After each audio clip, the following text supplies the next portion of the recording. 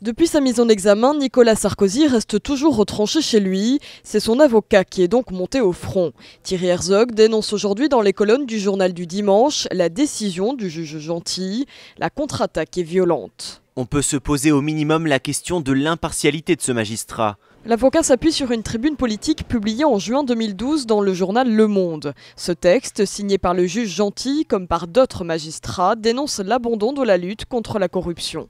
La décennie qui s'achève a vu se déliter les dispositifs de prévention, de détection, d'alerte et de répression de la corruption. Même si le nom de Nicolas Sarkozy n'est pas directement mentionné, pour Thierry Herzog, cette tribune met en cause sa politique. Et selon lui, il y a un lien entre ce texte et les perquisitions opérées par le juge Gentil, quelques jours après au domicile de l'ex-président.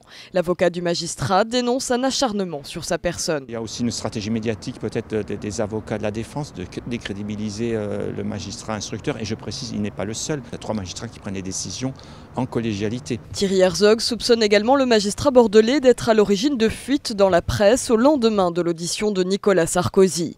L'entourage de l'ancien président attaque aussi le juge Gentil et certains lieutenants s'emportent. Il y a eu l'affaire d'Outreau avec un magistrat, un juge d'instruction dépassé avec le scandale que ça a amené.